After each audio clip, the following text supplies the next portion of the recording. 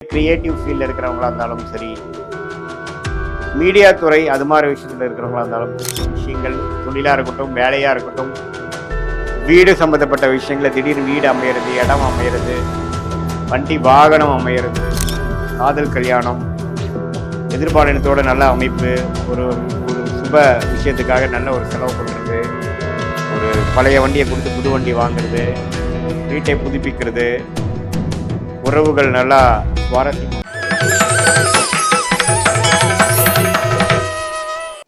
இந்த வீடியோவில் நம்ம என்ன பார்க்க போறோம்னா, ரிஷபராசிக்காரர்களுக்கு நவம்பர் 2025 எத்தகைய ஒரு மாதமாக பலாபலன்கள் நிறைந்த மாதமாக இருக்க போகுதுங்கிறது சயின்டிஃபிக் வேதிக் அஸ்ட்ராலஜி முறையில் அறிவியல் சார்ந்த ஜோதிடத்தை எந்த விதத்திலும் மிகைப்படுத்தாமல் பரிகாரங்கள், மூட நம்பிக்கைகள் அது மாதிரி விஷயத்துக்குள்ள போகாமல் உள்ளது உள்ளமாறு நம்ம பார்க்க போகிறோம். இப்போ ரிஷபராசிக்கு பார்த்தீங்கன்னா ஆண்டு கிரகம் என்று சொல்லப்படுகிற சனி பார்த்தீங்கன்னா 11ஆம் இடத்துல இருக்கிறார். குரு 2ஆம் இடத்துல இருந்த குரு வக்ர ரீதியாக 3ஆம் இடத்துக்கு கடகத்துக்கு வந்துட்டார். ஸோ சனியோட சஞ்சாரம் மிகவும் நன்றாக இருக்கிறது. ரிஷபராசிக்கு குரு 2ஆம் இடத்துல இருந்த குரு 3ஆம் இடத்துக்கு உச்சம் பெற்று 9ஆம் இடம் என்று சொல்லப்படுகிற பாக்கியஸ்தானத்தை பார்க்கிறார். அதே சமயத்தில் 7ஆம் இடம் திருமணஸ்தானம், பங்குதாரர் ஸ்தானத்தையும் பார்க்கிறார். அதே சமயத்தில் லாபஸ்தானத்தையும் பார்க்கிறார். ஸோ வக்ர ரீதியாக கடகத்தில் குரு உச்சம் பெற்று 9, 7, 11 பார்ப்பது நல்ல ஒரு அமைப்பு. இது ஒரு தற்காலிகமான ஒரு வக்ரம் தான் ஒழிய சீக்கிரம் அது 2ஆம் இடத்துக்கு போகும். ஸோ அதனால பெனிஃபிட் அடையக்கூடிய ஒரு அற்புதமான மாதமாக நவம்பர் 2025 இருக்குங்க. ஸோ உச்ச குரு ஆகிறார்.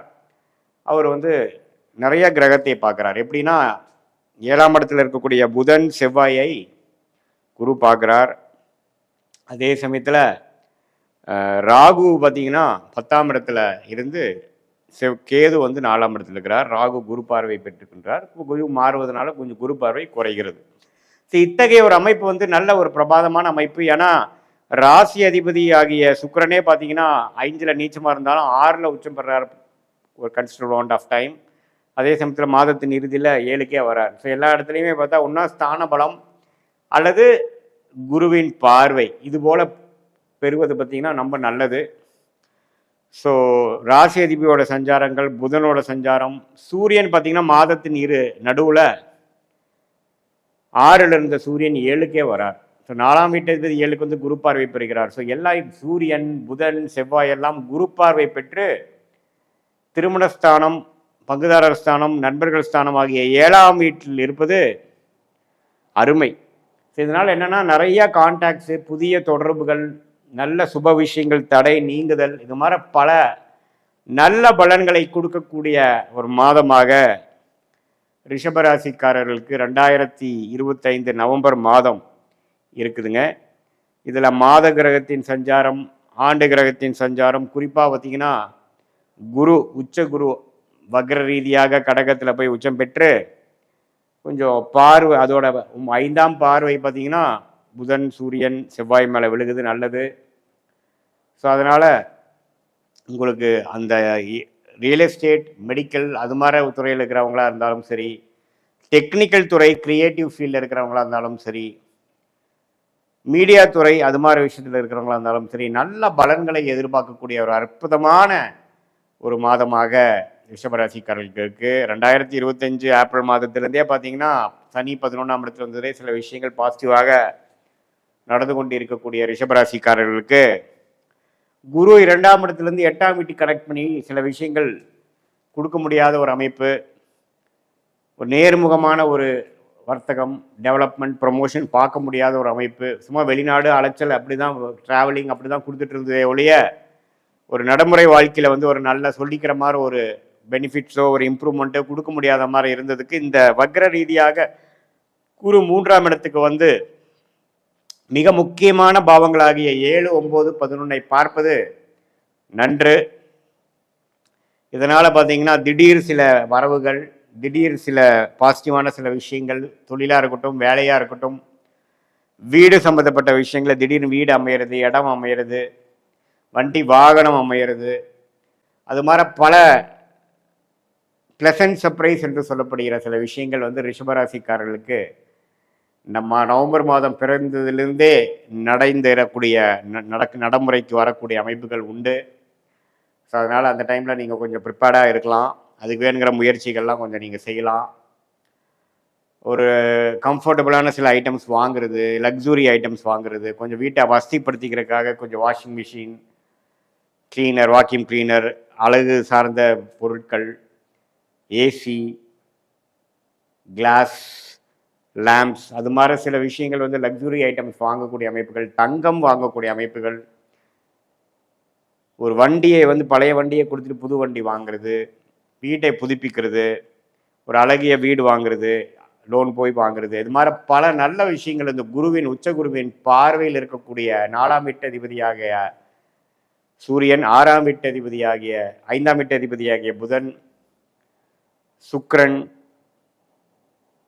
செவ்வாய், இதெல்லாமே வந்து நன்மை பயக்கக்கூடிய அமைப்பில் இருக்குது. பூமி மூலமாக, இடம் மூலமாக, கன்ஸ்ட்ரக்ஷன், ரியல் எஸ்டேட் மூலமாக நல்ல பெனிஃபிட்ஸு, அது மாதிரி விஷயங்கள்லாம் இருக்குது. பல வருடமாக திருமண தடையை கொடுத்துட்டு இருந்தது பார்த்திங்கன்னா, திருமண தடை முடிவுக்கு வர்றது, ஒரு நல்ல வரன் வர்றது, திருமணம் அமையிறது, அது மாதிரி பல நல்ல விஷயங்களை கொடுக்கக்கூடிய அமைப்பில் ரிஷபராசிக்காரர்களுக்கு உண்டு.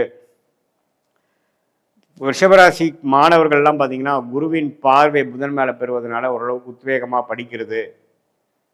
அதே சமயத்தில் என்ன படிக்கணும், ஹையர் ஸ்டடீஸ் என்ன பண்ணணுங்கிறதுல இது வரைக்கும் கிளாரிட்டி இல்லாமல் இருக்கிறவங்களுக்கெல்லாம் கொஞ்சம் கிளாரிட்டி கிடைக்கிறது, கொஞ்சம் ஏம் பண்ணிக்கிறது, கொஞ்சம் என்ன பண்ணணும், ஏது பண்ணணும், எப்படி பண்ணணுங்கிறதுல வந்து ஒரு தெளிவு பெறுவது, ஒரு நல்ல மென்டார் கிடைக்கிறது, நல்ல ஒரு சொல்லிக் கொடுக்கும் வாதியார் கிடைக்கிறது, அது மாதிரி பல விஷயங்கள்லாம் வந்து காம்படிட்டிவ் எக்ஸாம்ஸ் ட்ரை பண்ணுறவங்க, அரசு உத்தியோகத்துக்கு ட்ரை பண்ணுறவங்க, அவங்களுக்கெல்லாம் பார்த்திங்கன்னா நல்ல ஒரு திருப்பத்தை கொடுக்கக்கூடிய, காம்படிட்டிவ் எக்ஸாம்ஸில் கிளியர் பண்ணக்கூடிய, பாஸ் பண்ணக்கூடிய அமைப்புகள் வருகிறதுங்க.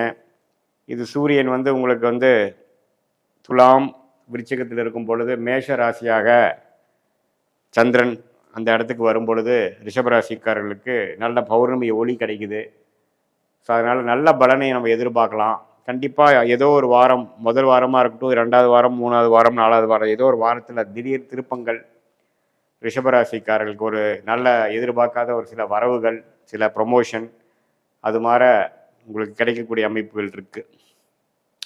ஜாதகத்தில் அத்தகைய ஒரு நல்ல தசைகள் போகும்பொழுது இந்த கோச்சார அமைப்பும் அதுக்கு சப்போர்ட் பண்ணி திருமணம், வேலை, தொழில், வாழ்க்கையை வசதிப்படுத்தல், அது மாதிரி நல்ல விஷயங்களை கொடுக்கக்கூடிய அமைப்புகள் கண்டிப்பாக ரிஷபராசிக்காரர்களுக்கு நான் சொன்ன அந்த குருவின் பார்வையில் ஒன்றுக்கும் மேற்பட்ட கிரகங்கள் வந்து அது நல்ல பாவத்தில் வரும் பொழுது நல்ல முன்னேற்றத்தை கொடுக்கக்கூடிய அமைப்புகள் இருக்குங்கிறது தெரிஞ்சுக்கணும். இது பொதுவான பலனே தவிர உங்களுடைய ஜென்ம ஜாதகத்தில் எத்தகைய ஒரு தசாபுக்திகள் போய் கொண்டிருக்கிறது, நீங்கள் என்ன லக்னத்தில் பிறந்தீங்க, அந்த லக்னாதிபதி எப்படி இருக்கார், அது என்ன தசைகள், என்ன ஆதிபத்தியம் பெற்ற தசைகள் போய் கொண்டிருக்கிறது, அதுவும் இப்போ நாம் பேசின கோச்சாரத்தையும் ஒன்றா மிக்ஸ் பண்ணி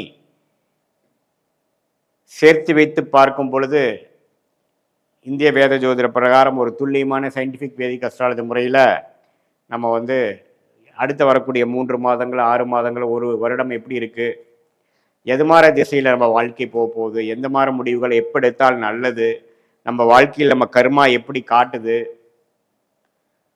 இதெல்லாம் தெரிந்து அதுக்கு தகுந்த மாதிரி முடிவுகளை எடுத்து வாழ்க்கையில் நீங்கள் எதிர்நீச்சல் போடாமல் எளிதில் வெற்றி பெற முடியும்.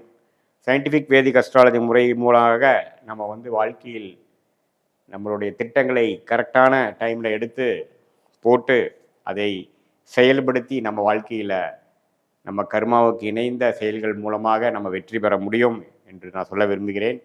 மீண்டும் மற்றொரு காணொளியில் சந்திப்போம். நன்றி, வணக்கம்.